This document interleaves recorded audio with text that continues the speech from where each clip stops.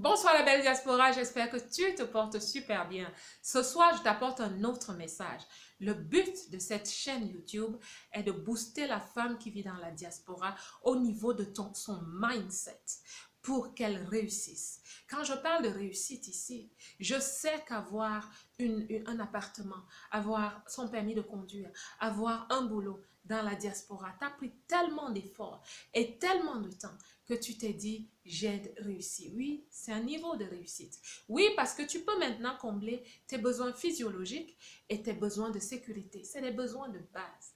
Mais maintenant, nous parlons de réussite, c'est-à-dire de courir, de décoller, de s'envoler, d'être ces femmes qui écrivent leur nom dans l'histoire. Et vous savez, il y a beaucoup de choses qui sont des obstacles pour nous. Et généralement, c'est des choses que nous avons nous-mêmes créées. Donc ce soir, je ne suis pas là pour te critiquer. Je ne suis pas là pour te juger. Je suis là pour lever un pan de voile. Pour que tu t'asseyes et que tu te dises, en fait, c'est vrai. Je dois travailler sur moi-même. Je dois travailler sur ces choses afin que je puisse être la belle dans la diaspora qui décolle et qui réussit. La première chose dont je vais te parler, c'est une chose qui a plombé, qui a dérangé plusieurs femmes quand elles sont arrivées dans la diaspora. La carte de crédit. Plusieurs femmes sont aujourd'hui enchaînées dans des dettes de carte de crédit depuis leur arrivée. Pourquoi? La carte de crédit est une très bonne chose, je le dirai toujours. Mais la carte de crédit pour quelqu'un qui n'a pas de notion sur l'éducation financière, la solvabilité, la crédibilité financière ou le concept de se créer une liberté financière, sincèrement, entre les mains d'une personne pareille, la carte de crédit est un désastre. Et plusieurs sont dans ce désastre depuis des années. Je ne vais pas trop m'attarder dessus. Je veux te dire que la carte de crédit, ce n'est pas un luxe. Plusieurs femmes, parfois, vous retrouvez quelque part, elle ouvre son porte-monnaie, elle sort un peu sa carte de crédit, elle la remet, elle fait semblant de fouiller les choses parce qu'elle veut vous montrer qu'elle a une carte de crédit alors qu'elle est affublée de beaucoup de dettes. Ma belle, quand tu es dans la diaspora, le fait d'avoir énormément de dettes est un obstacle pour ton développement personnel et pour ton envolée. C'est un signe que ta fondation a un gros trou. Et ce gros trou ne va pas t'aider si tu souhaites réaliser les rêves avec lesquels tu es venu. Si tu souhaites réaliser les projets qui sont dans ton cœur.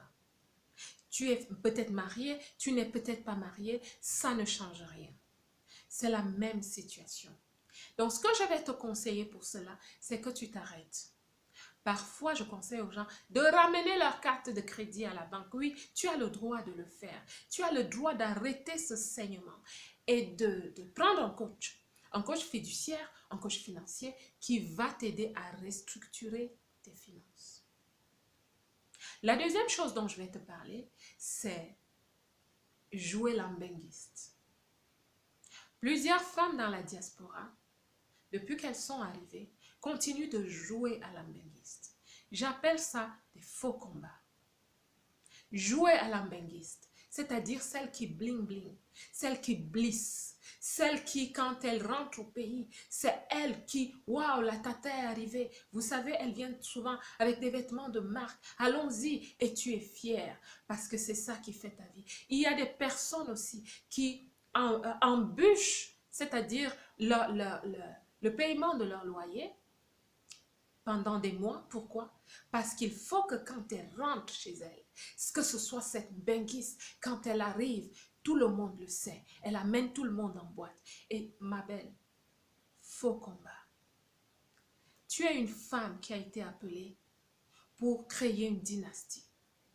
Tu es une femme qui a été appelée pour créer un empire. Et quand je parle d'empire, je parle de réalisation de toi. Je ne te parle pas d'avoir un boulot.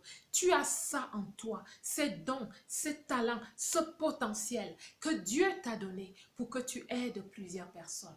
Tu es cette femme qui souhaite peut-être construire une boulangerie, qui souhaite peut-être un grand orphelinat, qui souhaite peut-être devenir un avocat international. Mais tu t'amuses parce que tu es déjà dans le piège du bling-bling. Tu t'amuses encore dans ce piège. Ma belle, jette cette éponge. Tu n'as de compte à rendre à personne et commence à vivre une vie authentique. La troisième chose dont je vais te parler, c'est les relations improductives. Les relations improductives dans la diaspora. Ce sont ces relations qui ne t'amènent nulle part. Ce sont ces relations qui sont comme des impasses. C'est-à-dire que ça fait longtemps que tu es dans cette impasse. Ta vie n'avance pas. Vous êtes dans ce club, vous êtes dans ce gang, vous êtes des gangs, vous êtes des femmes. Quand vous portez vos loulous, boubou, tintin, vous êtes en haut, on vous connaît et ce genre de choses. Ma belle, sors de cette clique. Parce que tu es généralement à l'image des 5 personnes que tu rencontres et que tu côtoies tout le temps dans ta vie. Sur cette chaîne, je t'encourage à te lever, à prendre ta vie en main pour réussir, pour créer ton envolée. Et nous commençons par le mindset. On t'a beaucoup trompé. On t'a trompé en te disant, si tu es en Europe, il faut que tu aies ce genre de vie. Il faut que tu voyages. Et que, oui, c'est bien de voyager. Moi-même, je voyage. Ne t'en fais pas. Mais je ne voyage pas parce que je vais avec des copines. Nous allons à Milan faire de grosses courses. Nous allons à ceci. Nous allons en boîte de nuit. Nous allons à ceci. Tu perds ton temps. Tu perds simplement ton temps. Il faut que tu quittes ce genre de personnes. Le deuxième type de relation dont je souhaite te parler, ma belle, c'est les relations avec les hommes. Oui. Généralement, les femmes dans la diaspora, qu'est-ce qu'elles disent? Elles disent généralement, il n'y a pas d'homme bien dans la diaspora. Je vais t'arrêter tout de suite et je vais te dire, ma belle, dans la vie, tu attires ce que tu es. Dans la vie, tu n'attires que ce que tu es. Et je souhaite aussi te dire que l'homme que tu cherches, cet homme qui est bon chic, bon genre, cet homme qui s'est battu dans la vie et qui a créé son empire, cet homme que tu cherches, qui est posé, qui cherche, qui te cherche aussi, cet homme est quelque part. Tu rêves de lui, tu rêves de ce type d'homme, il te cherche. Seulement, il ne pourra jamais te rencontrer si tu ne deviens pas la femme qui s'arrête et qui travaille sur elle, qui sait voici qui je suis, qui reprend son identité en main. Parce que quand on arrive dans la diaspora, nous perdons toute notre identité. Et si tu n'as pas fait un travail sur toi, ma belle, je t'invite à me contacter. Nous allons en parler. Tu dois faire un travail sur toi parce que Dieu est aussi juste. Cet homme a fait un travail sur lui. Il t'attend, mais tu ne peux pas le rencontrer parce que Dieu est juste.